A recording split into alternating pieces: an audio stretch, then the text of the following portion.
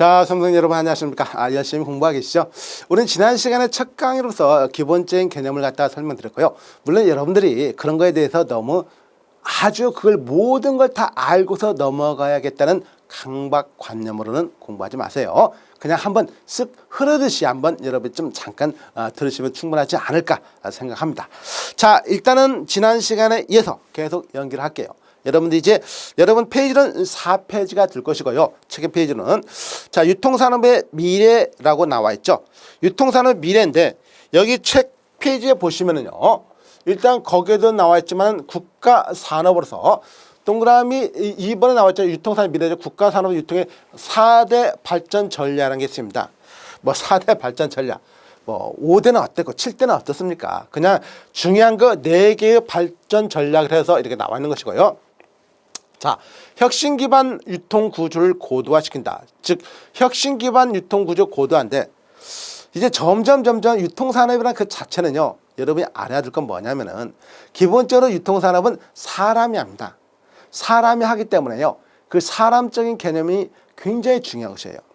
유통산업을 그런데 사람이 했는데 이제 뭘로서 점점 기계가 많이 대체가 됩니다. 그러니까 이제는 계산원도 거의 없어도 될 정도. 아마존고 여러분 보시면 알잖아요. 아마존고는 그냥 매장만 있어요.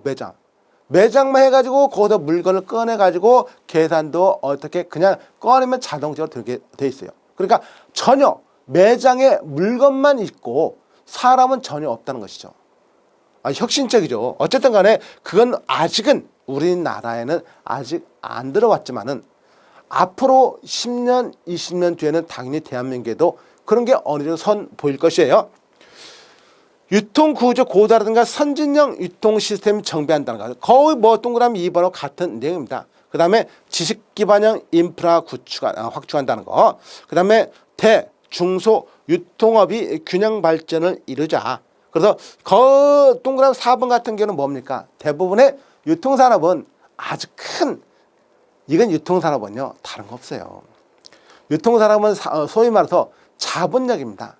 여러분 쿠팡이 왜 급격하게 굉장히 갖다가 성장했겠어요? 자본력이죠. 소프트뱅크에서 손정희 씨가 계속해서 투자를 갖다가 몇 조 원씩 하니까 그 자본력을 바탕으로 해서 쿠팡 같은 경우는 헙 앤 스포크 형태도 아닌 포인트 투 포인트, 그 나중에 설명드릴게요. 이런 것은 헙 앤 스포크라든가 포인트 투 포인트 같은 건 나중에 설명드리겠지만은 어쨌든 헙 앤 스포크가 가장 일반적인 전형인데 쿠팡은 유일하게 스포크 앤 스포크 방식으로 물건을 배달해 줍니다. 그 스포크 앤 스포크라는 건 뭐냐면 물건을 빨리 배송할 수밖에 없어요. 근데 헙 앤 스포크는 물건이 늦을 수밖에 없어요.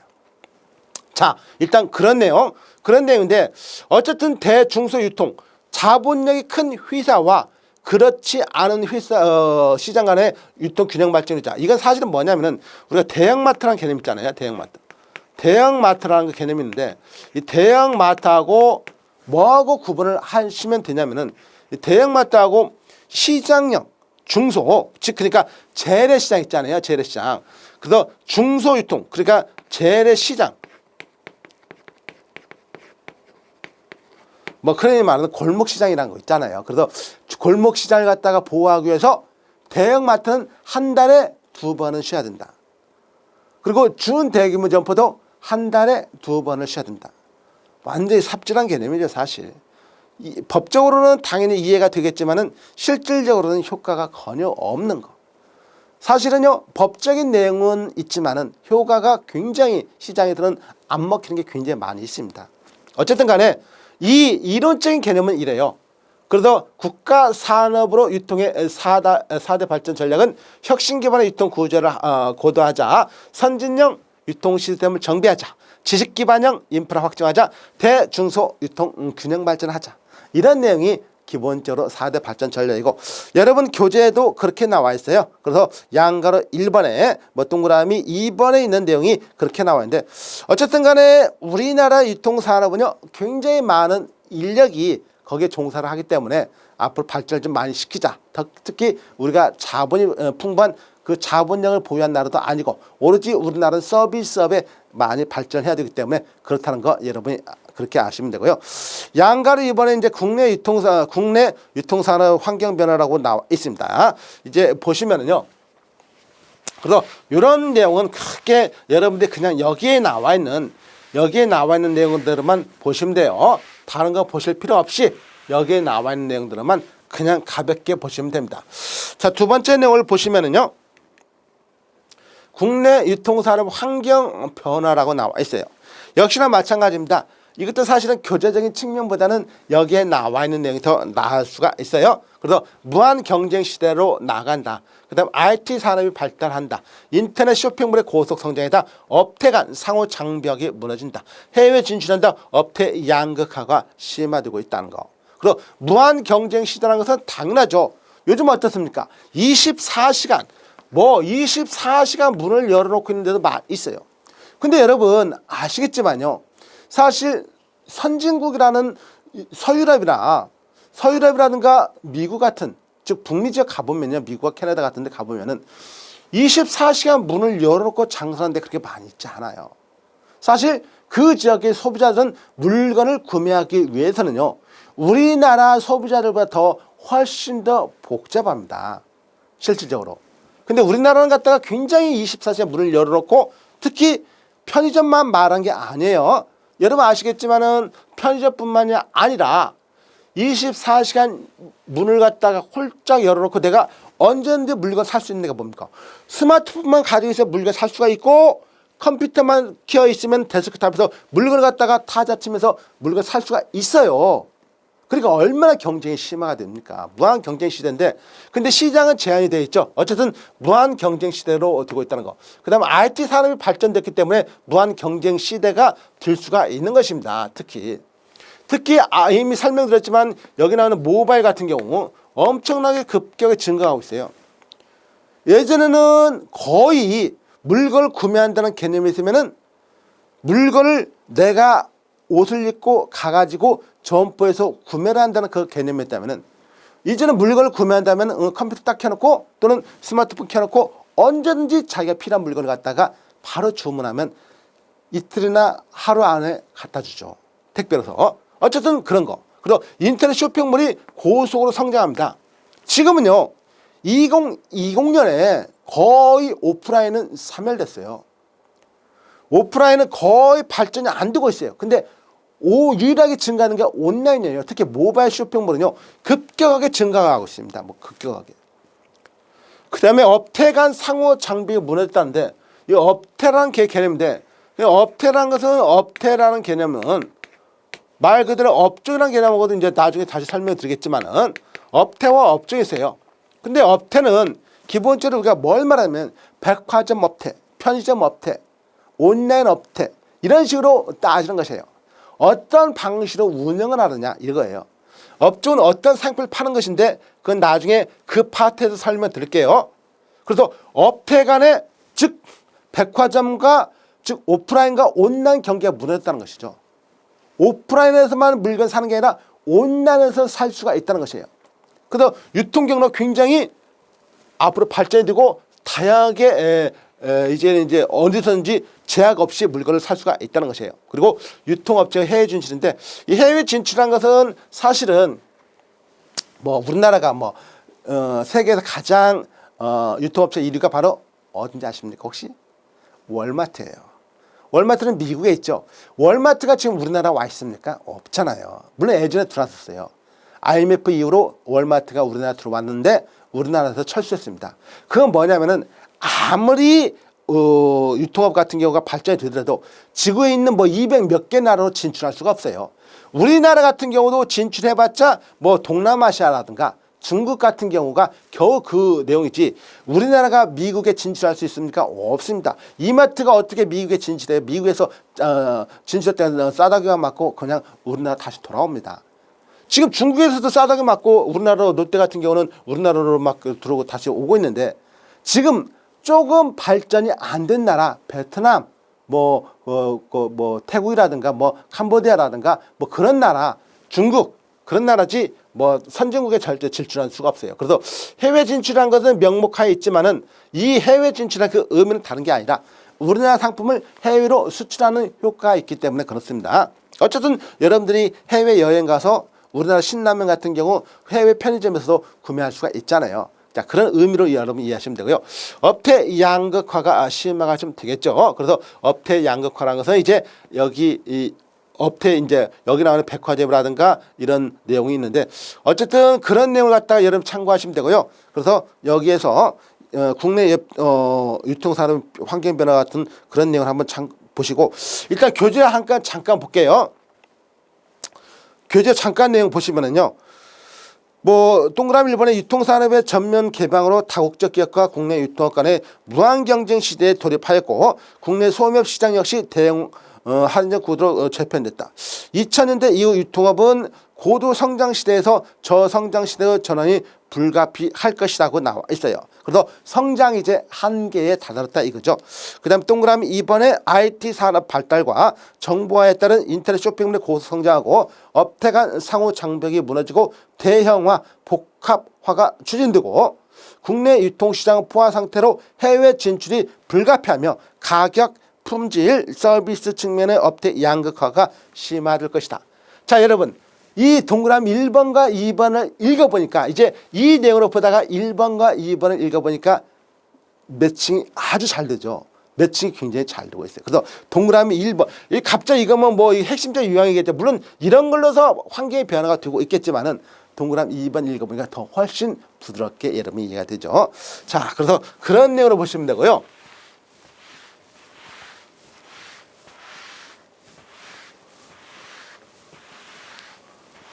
자, 이제 그거 봤으니까 다음으로 한번 넘어가서 보시면요. 국내 유통업체의 해외 진출이라는 말이 있어요. 그래서 사실은 이미 아까 제가 잠깐 그 앞에서 잠깐 설명을 드렸지만요. 한계가 분명히 있습니다. 이 해외 진출에서 우리나라가 뭐 미국이나 또는 서유럽으로 진출한 게 아니에요. 그 나라도 이미 훨씬 발전된 유통 시스템이 있습니다. 유통은 선진국에서 먼저 발전해가지고 우리나라 들어온 것이에요. 그리고 월마트라든가 우리가 배우고 있는 백화점, 할인점 모든 게 우리나라에서 시작된 게 뭐가 있었나요? 없잖아요. 다 해외에서 먼저 시작해가지고 국내에 들어온 것입니다. 물론 이제 들어오는 과정에서 약간은 우리나라식으로 대한민국식으로 약간 변형은 됐어요. 변형은 됐지만 처음으로부터 우리나라 시작된 건 없단 말이죠. 자, 일단은 새로운 성장 전략이 될 수밖에 없겠죠. 왜? 국내 시장은 한계에 다다랐다. 이제 새로운 성장 전략을 세우자 이거죠. 그 다음에 글로벌 소싱이 뭡니까? 자, 글로벌 소싱이라는 것은 여러분 사실 지금 세계 1위 업체가 어디죠? 월마트입니다. 월마트는 엄청난 매출을 가지고 있어요. 예전에는 우리나라 전체 1년 예산보다 더 많은 매출을 기록한 데가 있습니다. 지금은 뭐 우리나라가 훨씬 많이 발전돼 가지고 그랬지만은 예전에 그랬어요. 그래서 월마트, EU 까르푸. 자, 우선 월마트 같은 경우는요. 왜 월마트가 성장을 했냐면은 다른 게 아니라 첫 번째가 이거였어요. 이거 여러분 너무나 잘 아시겠지만 EDLP였어요. Everyday Low Price. 매일 저가라는 게 있었어요. 그럼 매일 저가? 아니 미국이라는 나라가 선진국인데 어떻게 원료부터 해가지고 저가로 만들 수 있겠습니까? 아니에요. 그 세계 공장인 어디? 중국에 갔다가 소싱을 해가지고 소싱이라는 것은 중국에서 물건을 만들어가지고 미국 할인점 즉 월마트에 판다는 것이에요. 그러니까 메이드 인 차이나예요 사실은. 그래서 글로벌 소싱이 되니까 이게 가능해진 것이에요. EDLP가. 매일 저가 가능해진 것이에요. 그래서 이 글로벌 소싱이라는 개념이 사실은 있고 우리나라 같은 경우도 그래요. 지금 우리나라 같은 경우도 뭐 다이소라든가 이런 나라도 다이소라 같은 이런 업체 같은 경우도 굉장히 글로벌 소싱을 많이 합니다. 사실 우리나라 같은 경우도 글로벌 소싱을 많이 합니다. 어쨌든 이 동남아시아 태국이라든가 뭐 방글라데시라든가 뭐 파키스탄이라든가 뭐 라오스라든가 캄보디아라든가 이런 나라에서 물건을 만들어 가지고 가져오는 게 많이 있어요. 특히 인도 같은 경우도 있고. 자, 유통산업의 새로운 도약이 이제 필요합니다. 사실은 갖다가 기존에는 너무 한계에 도달했지만은 이제 새로운 도약을 갖다가 하기 위해서는 해외 진출을 갖다가 할 수밖에 없겠죠. 자, 국민 경제나 다른 산업에 미치는 파급 효과도 있겠죠. 왜? 국민 경제라든가 다른 산업에 미치는 거. 우리 유통업체가 해외 진출하면 그 나라에서도 우리나라 진출하겠죠. 그러면 서로가 상품이 교환이 되겠죠. 그러면 우리나라의 상품을 만드는 품질이 낮으면은 우리 국민들 소비자들이 우리나라 것만 소비하지는 않겠죠. 애국심도 한계가 있겠죠. 즉 이거는 뭡니까? 품질이 낮은 제품은 자연적으로 도태가 되고 품질이 높은 제품은 자연적으로 선호가 되니까 품질의 질적으로 성장할 수가 있단 말입니다. 그래서 여기 나오는 국민경제나 다른 산업에 미치는 파급효과 중에서 우리나라 회사의 경쟁력을 증가시킬 수가 있습니다. 사실은 상권 분석이나 고객들의 특성을 고려하는데, 자 일단 상권 분석이라는 것은 나중에 우리가 이 과목이 상권 분석이라는 과목이에요.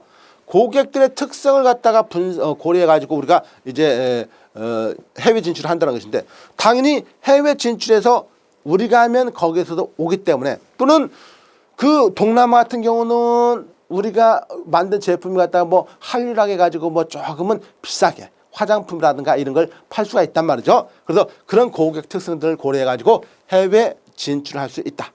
자, 관련 규제의 명확화라든가 변경 철폐가 필요하다는 거. 그리고 기본적으로 우리나라에서 국내 유통업체의 해외 진출을 따진다면 6가지로 크게 따질 수 있겠지만은, 참고로 한번 보시면은요. 자, 국내 유통업 양가로 3번이죠. 동그라미 1번. 유통업체들의 성장 한계에 직면하면서 최근 유통업체 새로운 성장 전략 모색하도록 압력을 받고 있대요. 이렇듯 국내 시장의 성장 잠재력 둔화의 대내적 요인과 때마침 이루어진 중국과 베트남 유통시장 전면 개방에 따른 신흥시장 여건의 개선이라는 대외적 요인이 복합적으로 작용하면서 최근 국내 유통업체들은 보다 적극적으로 해외 진출에 나서고 있다. 자, 동그라미 2번. 유통업체의 해외 진출은 시장을 확대하면서 유통산업 자체 유형 성장을 가능케 할 뿐만 아니라 글로벌 소싱을 통해서 국내 시장의 경쟁력을 강화하고 또 국내 제조업체들을 해외 판로 제공한다는 점에서 긍정적 기능을 한다는 거. 3번은 현재 국내 유통업체 해외 진출은 유통산업의 새로운 도약을 위한 중요한 성장 전략이다. 제조업 및 나아가 국민 경제에도 긍정적인 영향을 미치게 계기가 된다는 거 거기 나와 있죠. 자, 그런데 아시아권에 한계됐다는 거 여기 나와 있어요. 동그란 4번에 우리나라 유통업체의 해외 진출은 아직 시작 단계에 불과하나 국내 시장 상황이나 해외 진출 국민 경제가 다른 사람에 미치는 파급 효과 등을 고려할 때 앞으로 더욱 촉진될 필요가 있다. 이렇게 나와 있는데, 사실 어찌 보면은 그 다음 페이지 동그란 5번과 동그란 6번도 있는데요. 이런 것은 자주 시험에 나오지는 않겠죠. 사실은. 왜? 지금 여기에 나와 있는 것 있지만은 해외 진출한 게 한정적일 수밖에 없다는 것이죠. 우리가 미국 진출한 것도 아니고 서유럽 진출한 것도 아니에요. 해봤자 이제 그 우리나라보다 약간 발전이 더딘 나라에 진출할 수밖에 없죠. 우리가 일본을 진출할 수가 없어요. 이마트가 일본 진출해가지고 일본 시장을 휘어잡는다? 아니에요. 그럴 수가 없단 말이죠. 그래서 그런 내용으로 여러분 보시면 되고요. 어쨌든 이런 흐름, 국내 유통업체 해외 진출 같은 경우도 여러분이 한번 참고로는 알아둘 필요가 있고, 뭐 반드시 별표 쳐놓고 달달달달 암기하는 게 아니에요. 지금 저하고 함께 했던 내용 위주로 해서 여러분이 좀 봐주면 충분합니다. 자, 이제 5페이지를 보시면요. 국내 유통기능이라고 나오죠. 유통의 기능이라고 해서 나와 있는데, 유통의 기능 해가지고 기능 개념, 유통기능 개념이라고 나와 있는데, 생산자로부터 소비자까지 상품과 서비스를 인격적으로 이전시킨다. 그리고 소유권 이전 기능이 있고 물류 기능, 유통 조성 기능이 있다. 이렇게 나오는데, 그거 다른 게 아닙니다. 이미 생산자라는 개념이 있었죠. 생산자라는 거. 이런 글씨는 갖다가 앞으로 많이 쓸 것이에요. 생산자에서 도매상을 거쳐가지고, 자, 소매상을 거쳐서 그 다음에 취종, 소비지가가 오는데, 이렇게 흐름이 이렇게 된단 말이죠. 이렇게. 자, 여러분 보시면은요, 생산자로부터 소비자까지 상품과 서비스를, 자, 여기까지는 이미 앞에서도 배웠어요. 여기까지는 인격적으로 이전시킨다.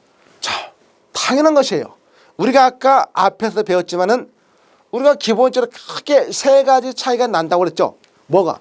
인격적인 기능, 그 다음에 시간과 장소라고 했어요. 시간과 장소. 인격적인 거. 인격적인 것은 제가 이미 강의 때 설명드렸지만은 부산에서 만든 사람과 서울에서 소비하는 사람이 다르단 말이죠. 그러니까 생산자로부터 소비자까지 상품과 서비스를 인격적으로 이전시키는 것은 생산자와 소비자가 같지 않다. 다르다는 것이에요. 물론 간혹 가다가 같을 수도 있어요. 생산자가 자기가 만든 물건을 갖다가 자기가 소비하는데 이걸 우리가 흔히 자가 소비라고 하는데 이런 것은 어쩌다 있을 수가 있는 것이고 그런 걸 따지지 않잖아요. 그래서 기본적으로 우리가 어쩌다 있을 수 있다. 이런 것은 따질 수가 없어요. 소유권 이전 기능이라고 나와 있죠. 소유권 이전. 당연하죠. 어떻게 우리가 앞에서 배웠던 내용 중에서요. 뭡니까? 우리가 유통 경로는 어떤 성이 있다. 독립성이라고 그랬어요. 의존성이라고 했어요. 독립성입니까? 의존성입니까? 이건 여러분이 1시간 전에 했기 때문에 알아주셔야 돼요. 의존성이 있다고 그랬죠. 의존성. 독립성이 아니에요. 이건 중요하다고 내가 설명드렸습니다. 독립성이 아니라 의존성을 가지고 있다는 것인데 그러면 소유권 이전은요. 생산자로부터 생산자 소유 물건을 도매상한테 넘기고 도매상은 소매상한테 넘기고 소매상 소유권의 제품을 최종 소비자에게 넘긴다는 것이에요. 그래서 여러분이 보시면 여기 화살표 이렇게 써 있잖아요. 이렇게 화살표. 왜 제가 이렇게 화살표를 썼을까요? 흐름의 순서가 생산자부터 시작된다는 거죠. 생산자, 도매상, 소매상, 최종 소비자로 생산자로부터 흐름이 시작된다는 것이에요. 그러면 그 생산자로부터 시작된다는 의미는 뭐예요? 소유권은 생산자로부터 도매상에게 넘어가고 소매상에 넘어가서 최종 소비자가 궁극적으로 소유권을 갖는다는 거잖아요. 그래서 화살표가 이렇게 간다는 것은 의미가 뭐예요? 자, 내가 여기에서 이렇게 해가지고 앞으로 전달해줘요. 내가 만든 물건을 뒤로 전달해주지 않잖아요. 예를 들어서 이렇게 생각해 보세요, 여러분. 밀가루를 만드는 사람이 케이크를 만들면은 밀을 재배해가지고 케이크를 만드는 게 아니라 밀가루를 갖다가 공급받아서 케이크를 만들거나 빵을 생산자가 만들어가지고 소비자에게 팔잖아요. 그러면은 소유권도 여기 화살표가 이렇게 가니까 앞으로 가니까 이걸 우리가 흔히 앞전자를 써가지고 앞에 앞전자에서 앞천 전방이라고 그래요. 전방. 앞천으로 간다. 전방. 그래서 나중에 다시 나오겠지만은 소유권의 이전은 전방 기능입니다. 이렇게 말하는데 왜 제가 이 말하느냐? 이 소유권의 이전은요. 시험에 자주 나오기 때문에 그래요. 이런 것은 소유권의 이전은 무슨 기능이냐? 앞으로 간다. 당연히 생각하면 그럴 수밖에 없어요. 왜? 생산자로부터 만든 물건을 도매상과 소매상, 최종 소비자 앞으로 전달해 주니까 소유권의 이전은 전방 기능입니다. 당연하죠. 물류 기능이 있어요. 자, 여러분 여기에서 아까 우리가 배웠던 게 우리가 지금 인격적으로 나왔는데 그럼 물류 기능 뭐가 나오겠습니까? 시간과 장소 아니겠어요?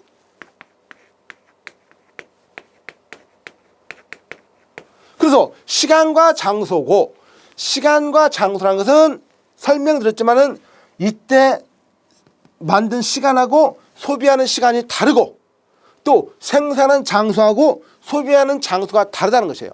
시간과 장소. 그래서 물류 기능은 시간과 장소. 물론 물류 기능이 시간과 장소만 있는 게 아니지만은 포장이라든가 보관이라든가 하역이라든가 물류 정보라든가 이런 것도 있지만은 우리가 가장 먼저 알 것은 즉 이 단원, 이 페이지에서 알 것은 물류 기능은 시간과 장소이다. 이 문제가요 무지하게 많이 났습니다. 무지하게 많았어요. 그 다음에 유통 조성 기능인데 유통 조성 기능이란 그 의미는 뭐냐면은 자 여러분 생각해 보세요. 생산자가 만든 물건 그러면 유통 조성 기능에 공헌하는 사람 또는 유통 조성 기능을 담당하는 사람은 생산자도 포함되겠죠. 도매상 포함되겠죠. 소매상 포함되겠죠. 자 시간 시간적으로 뭐예요? 시간적으로 뭐합니까? 시간적으로 만든 물건을 보관해 놓죠. 어디에다? 창고에다가. 창고업자. 그러면 유통 조성 기능을 담당하는 사람 되겠죠. 장소. 장소에 어디에요? 물건을 만든 장소부터 소비하는 장소까지 가져와야겠죠. 누가? 트럭을 싣고 운송업자가. 그러니까 장소적 불일치를 해소하는 것은 운송업자가 할 것이고 시간적 불일치를 해소하는 것은 창고업자가 해요. 물론 물류적인 기능이겠지만은 그래서 물류 기능이지만은 유통 조성 기능에 이 시간과 장소라든가 생산자, 도매상, 소매상도 다 포함되는 것이에요. 그래서 거기 보시면은 유통 기능 해가지고 양가로 1번 나와 있죠.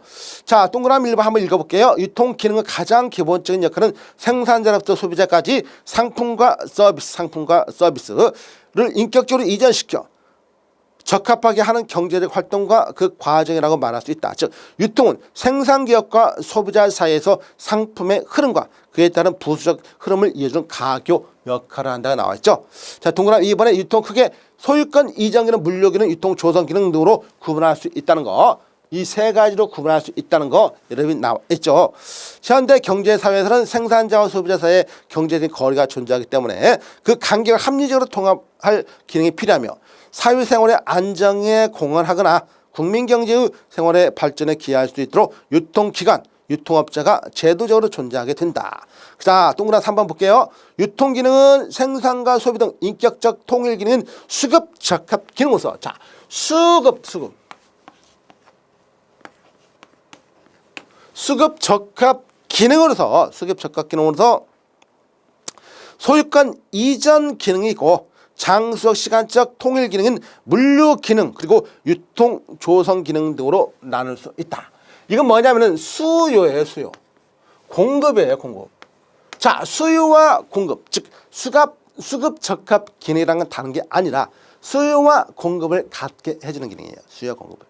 그래서 수급 적합 기능은 수요와 공급을 갖게 해주는 기능이고 거기에 나와 있는 물류 기능, 소유권 이전 기능은 상적 유통이라고 이미 앞에서 설명드렸죠. 그 다음에 물류 기능 시간과 장소를 나타낸다. 이런 개념으로 여러분이 알아두시면 되고요.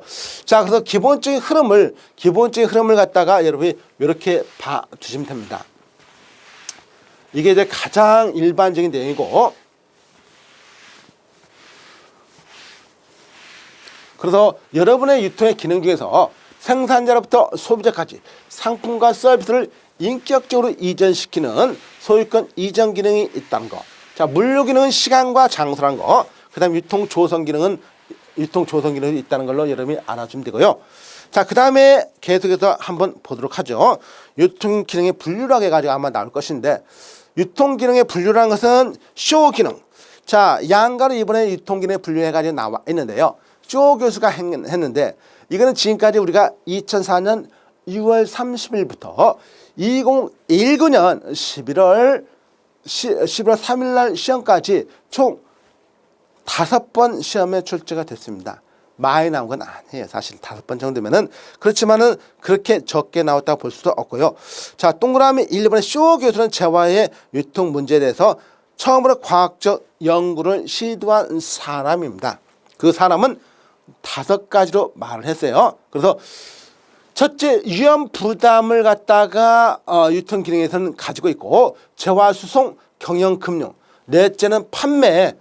그 다음에 5째는 재발송이라는 이런 걸로서 물어보는 것이고, 예전은 가장 간단하게 1번, 2번, 3번, 4번, 5번인데 그 중에서 엉뚱한 거 하나 집어넣었어요. 그래가지고 계속해서 그런 식으로 이제 문제를 물어봤었는데, 일단은 쇼 교수가 유통 기능을 분류한 것은 위험 부담 기능을 구분했고, 재화 수송을 어떻게 하느냐. 그러면 그 재화 수송하면 금융적인 기능을 어떻게 하는지, 또는 판매를 갖다가 누가 어디에서 어떤 식으로 하는지, 그 다음에 수집 분류 재발송, 나중에 다시 반품을 하거나 아니면 어떻게 하거나 재공급할 때 어떤 식의 시스템을 거치느냐, 이런 걸로 분류했던 것이에요. 그냥 단순합니다. 이거는 그냥 1번, 2번, 3번, 4번, 5번은 쇼 교수가 그렇게 분류했다는 것이고, 동그라미 2번 한번 보시면요, 양가로 2번입니다. 5페이지 동그라미 2번. 유통의 의미는 영어로 말하면 디스트리뷰션. 자, 디스트리뷰션은 사실 분배라는 의미입니다. 분배라는 의미이지만은 이러한 용어는 경제학에서 생산에 대응하는 분배라는 의미로 일반적으로 사용되고 있어요. 그래서 유통은 사실 디스트리뷰션이라고 정의를 많이 영어에서 내리고 있어요. 자, 그 다음 현대 유통산업의 변화라고 나와 있는데, 어쨌든 간에 여러분들이 이제 이런 식으로 흐름이 되어 있으면은 이 쇼기수의 5개도 한번 뒀고요. 그럼 충분하게 여기서는 다 본 것입니다. 그 다음에 유통산업의 변화가 나와 있는데, 유통산업의 변화라는 것은 다른 게 아닙니다. 이게 이제 업종별 유통이라는 개념이 나오는데, 그러면 업종별 유통이라는 것은 우리가 흔히 이미 설명을 드렸지만 업태라는 개념 있죠. 업태. 여기 있지만은 업종별 유통과 업태라는 개념인데, 업종별 유통에서 업태별 유통으로 변화가 되는 것입니다. 사실은. 그래서 업종별 유통은 뭐냐? 여기는 무엇을 판매하느냐, 무엇을 판매하느냐. 자, 여러분, 우리가 만약 길을 가다가 저기 빵을 파네. 그럼 뭐라고 합니까? 그 점포를 빵집. 저기 옷을 파네. 뭐라고 합니까? 옷집. 저기 신발 파네. 신발집. 신발 판매, 신발 가게. 보통 이런 식으로 말하잖아요. 그런 건 뭐냐? 그 점포가 무엇을 판매하느냐 이거예요. 그러면 이런 것을 우리가 업종이라고 그래요. 업종별 구분이라고 그래요. 업종. 근데 그거를 하다가 이제 뭐로 변했습니까? 업태로 변한 것이죠. 업태. 업태란 건 뭡니까? 편의점 업태, 할인점 업태, 백화점 업태. 우린 판매품을 중심으로 전문품에서 편의품까지 다양하게 판매를 하겠다. 백화점 업태. 대면 서비스 하겠다. 백화점 업태죠. 우리는 10에서 20%의 저렴한 가격으로 소비자들에게 공급하겠다. 할인점 업태죠. 우리는 24시간 영업을 바탕으로 소비자들에게 서비스를 제공하겠다. 무슨 업태? 편의점 업태죠. 자, 그래서 이런 식으로 어떻게 이거는 어떻게 점포를 어떻게 점포를 갖다가 운영하느냐, 이런 식의 개념으로서 이제 우리가 보는 것이고, 어쨌든 이런 것을 업태형 유통이라고 합니다. 자, 그 다음에 원스톱 쇼핑이라는 건 다른 게 아니에요. 여기서 원스톱이라는 것은 한 장소에서 쇼핑을 모두 다 원하는 상품을 다 구매한다는 것이에요. 그러니까 원스톱은 다른 게 아니라 내가 이 장소 하나의 건물에서 하나의 건물 들어가 가지고 모두 내가 원하는 상품을 갖다가 이 한 곳에서 멈춰 가지고 원스톱 해가지고 쇼핑을 하겠다는 것입니까? 예전에는요, 원스톱 쇼핑을 해당하는 업체 이름이 아닌 것을 하고 많이 물어봤어요. 전형적으로 이제 아울렛점을 많이 들었었는데, 아울렛점 같은 경우는 보통 이제 의류라든가 이런 걸 많이 판매하죠. 의류라든가 이런 걸 많이 판매하는데, 어쨌든 그런 내용으로 많이 봤던 내용이 있었어요. 그래서 원스톱 쇼핑이라는 개념이 있는데, 일단 거기 가볍게 한번 볼게요. 양가를 일본은 사실 크게 중요한 건 아닙니다. 그래서 동그라미 중세를 거쳐가지고 산업혁명이 일어났을 때 유통 하나의 패턴 형성을 향해 발전했다. 이것이 업종별 유통이죠. 그래서 업종별 유통에서 업태별 유통으로 변화가 됐다는 거. 예전에는요, 이걸 유통혁명이라도 봤습니다. 우리가 간혹 가다가 유통혁명이라는 말을 쓰는데, 이게 바로 업종별 유통에서 업태별 유통으로 변화된 것을 갖다가 유통혁명이라는 이름으로도 많이 부르고 있어요. 동그라미 2번, 제조업자가 만들어낸 주류는 주류 도매를 거쳐 주류 소매로 유통되며, 신선한 생산은 생산 도매를 거쳐 생산 소매로 유통된다. 간단히 말해 상품별로 수직적인 유통 경로를 형성하는 것이다 라고 했는데, 생선을 갖다가 도매상 소매상 거치는 것은 수직이라고 했는데, 이건 나중에 설명드릴게요. 그래서 어쨌든 수직이라는 개념과 수평이라는 개념도 사실 굉장히 중요한 용어입니다. 나중에 그때 그 파트에서 설명해 드릴게요. 동그라미 3번은 업종별 유통이 형성된 배경에는 생산기를 미성숙하여 생산 단계에서 제품을 완성할 수 없고 이런 식으로 해가지고 쭉 나와 있는데, 거의 큰 의미 있는 거 없습니다. 자, 동그라미 5번 볼게요.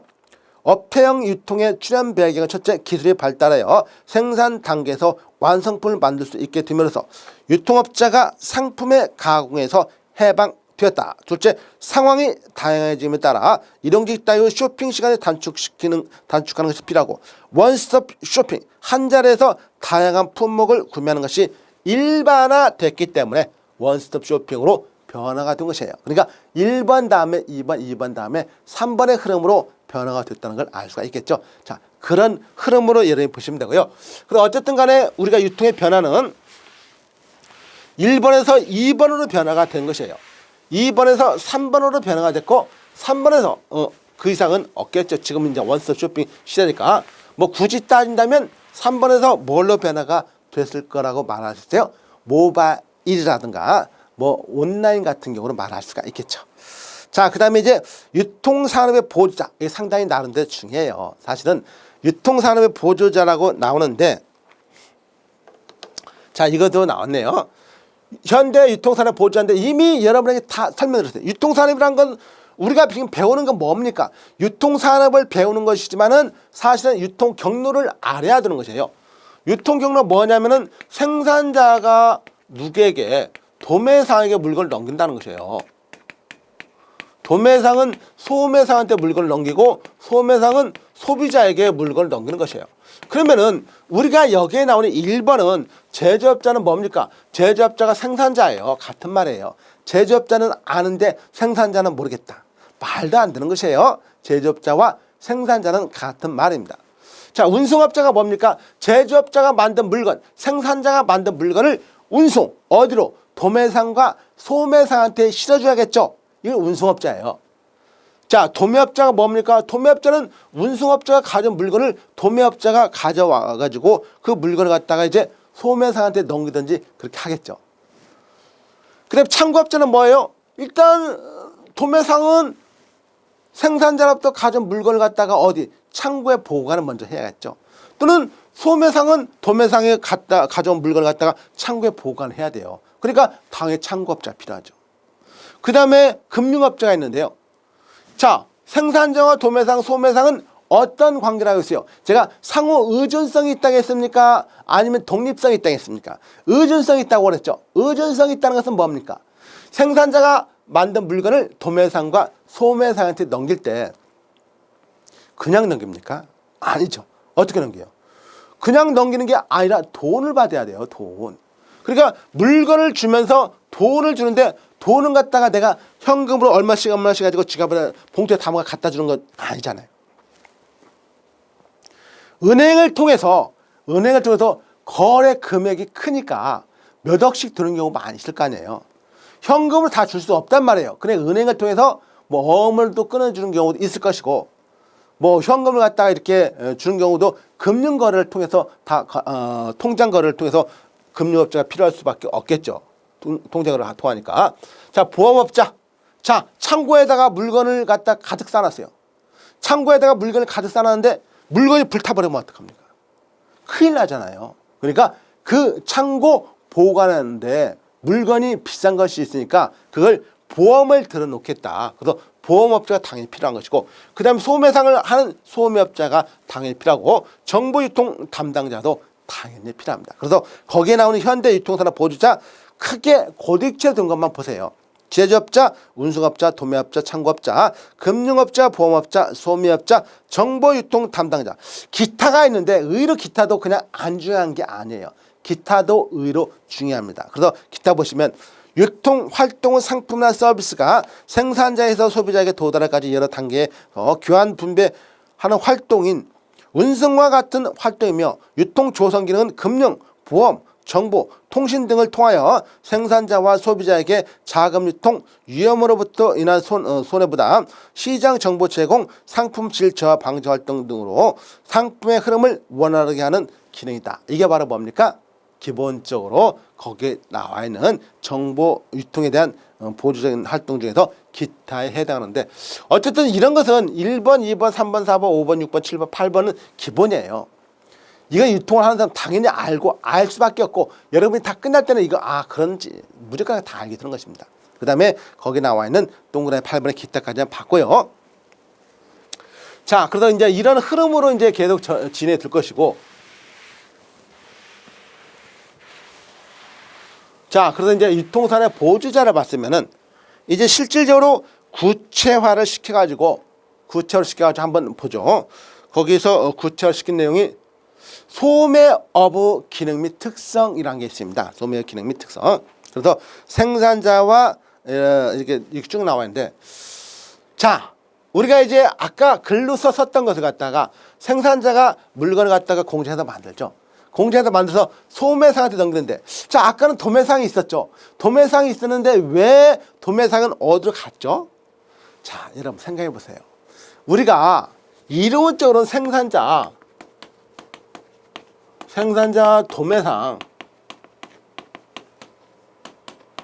소매상, 소비자였지만은 실질적으로 요즘 웬만큼, 즉 주류 도매상 같은 경우를 제외하고는 거의 그냥 이 생산자와 소매상이 다이렉트 거래합니다. 다이렉트 직거래 한다는 이거죠. 그러면 생산자와 소매상이 직거래 하는데 여기 도매상이 갖다가 얼마나 많이 끼겠습니까? 거의 끼지 않단 말이죠. 그러니까 도매상은 없어도 절대 유통 경로에서 크게 타격이 없다 이거예요. 크게 타격이 없다. 그래서 이 도매상이 없는 것을 누가 소매상이 기능을 해주면 된다 이거예요. 기능을 해준다. 그래서 소매상이 이렇게 해주면 된다. 이렇게 소매상이 이렇게 해주면 된다. 그래서 소매상이 해주면 된다 이거예요. 실질적으로 우리가요 시험을 봤을 때, 지금까지 시험을 봤을 때 소비자 소매상이 있는데 이 시험에 대한 출제 범위는 이런 식이에요. 이런 식. 소비자에 있는 내용 많이 나오고 소매상 많이 나오고 도매상은 거의 안 나와요. 나오는 부분이 딱 정해져 있어요. 생산자 거의 안 나오죠. 생산자.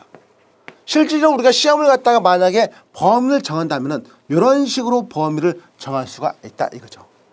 이런 식으로. 그래서 여러분 보시면은요.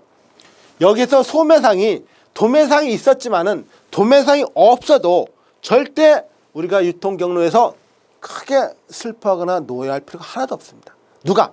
소매상이 그 도매상이 하는 기능을 그대로 해주면 돼요. 그래서 그대로 해주면 되기 때문에 소매상이 생산자를 위해서 해주는 기능, 즉 여기 나와 있죠. 소매상이 생산자를 위해서 해주는 기능이 있는데, 자, 시장 확대 기능이 가장 중요하고요. 재고 유지 기능, 시장 확대. 이건 무조건 이렇게 해야 돼요. 이렇게 흐름이 오면요. 여기 있는 사람이 이 사람을 위해서 시장 확대. 자, 여기서 따져볼게요. 여기 도매상이 있다는 전제를 따져보면, 자, 이론적으로 맞는가 틀린가만 여러분 결정 한번 보세요. 생산자는 도매상을 위해서 시장 확대 기능이 있다. 맞을까요? 틀릴까요? 다시 한번.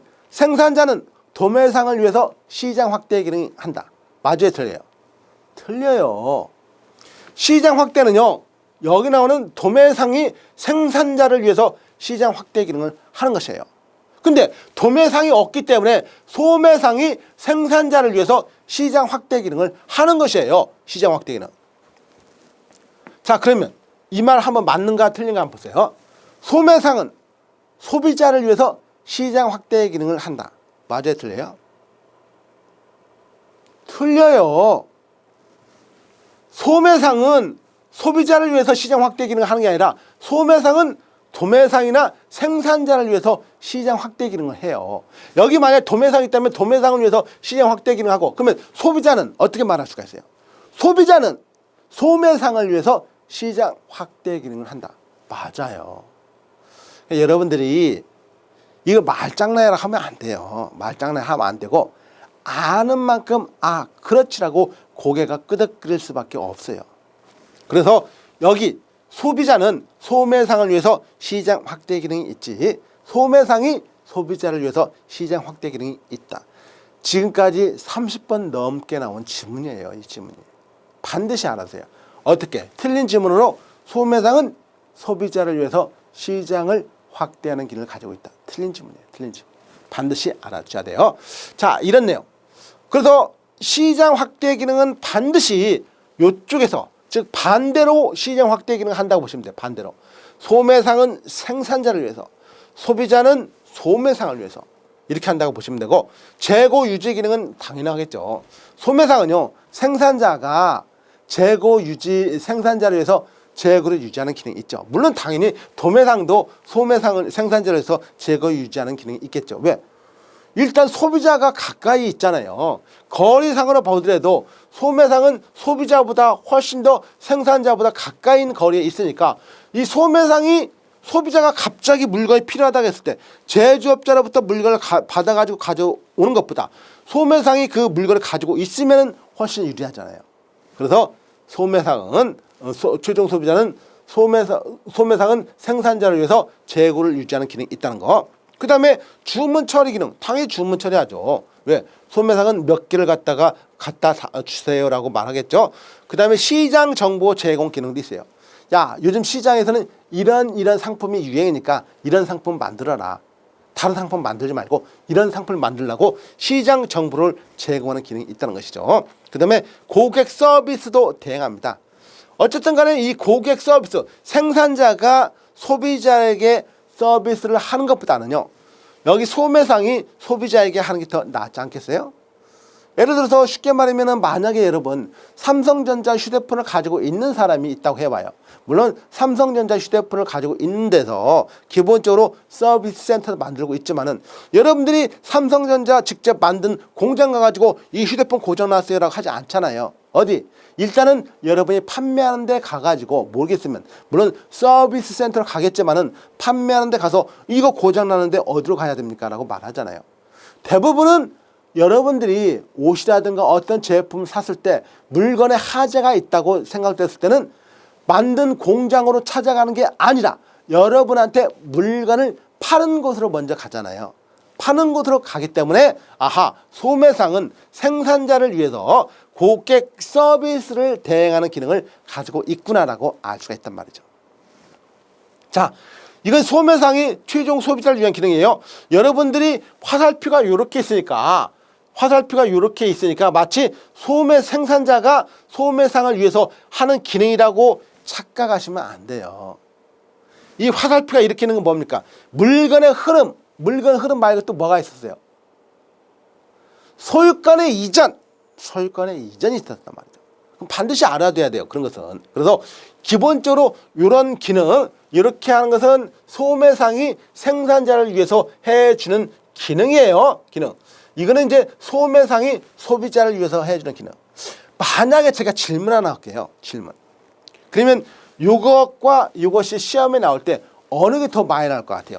이것이 나올까요? 이것이 나올까요? 당연히 이게 더 많이 나오겠죠. 왜? 내가 이미 설명을 드렸잖아요. 이쪽에서 시험이 더 많이 나온다고. 이쪽에서 시험이 많이 나오면 당연히 소매상이 소비자를 위해서 해주는 기능이 더 많이 나온단 말이죠. 그러면 소매상이 최종 소비자를 위한 기능을 위해서 정보를 제공한다. 이번에 어떤 상품이 언제 출시되니까 이걸 살려는 소비자들아 기다리고 있어. 정보를 제공하고 있어요. 그 다음에 금융 제공합니다. 자, 여러분, 금융 제공이란 말이 뭘까라고 고민하시는데 다른 거 없어요. 여러분 혹시 백화점 카드, 뭐 현대백화점, 롯데백화점 그런 카드 하나 가지고 있잖아요. 그리고 뭐 요즘에 어디 가면 뭐 카드 만드세요. 뭐 포인트 적립시켜 드립니다. 그런 거 있잖아요. 그러니까 그런 것으로서 자기 회사와 관련된 카드를 사용하라고 만드는 것입니다. 이게 바로 금융 제공이죠. 왜? 카드 만들면은 다른 데서 사는 것보다는 현대백화점 카드가 있는 사람이 롯데백화점 가서 사겠어요. 왜? 현대백화점 카드가 있기 때문에 아무래면 현대백화점을 사겠죠. 왜? 적립도 되고 혜택도 있다는 걸 자기 자신들도 알기 때문에. 자, 그 다음에 금융 제공 같은 거 받고 제품 구색 제공. 자, 소매상은 최종 소비자를 위해서 제품 구색이 뭡니까? 제품 구색은 다른 게 아니에요. 소비자가 원하는 상품을 구매하러 왔을 때 없으면 돼요. 그게 없는 것이 없게만 하면 돼요. 그러니까 소비자가 이거 있는데 이거 있어요라고 했는데 그거 없는데요 하면 안 되고 있습니다. 뭐 사이즈가 어떻게 되세요부터 해가지고 다양한 상품을 갖추고 있는 것을 구색 제공이라고. 이건 조금 있으면 설명도 돼요. 그래서 제가 누누이 말씀드렸죠. 여러분들이 이 강의를 다 듣고 나면은 모든 게 다 이해가 된다고. 지금은 구색이라든가 이게 뭔 용어야. 물론 아시는 분도 아시겠지만은 갑자기 모르는 사람도 있을 수가 있어요.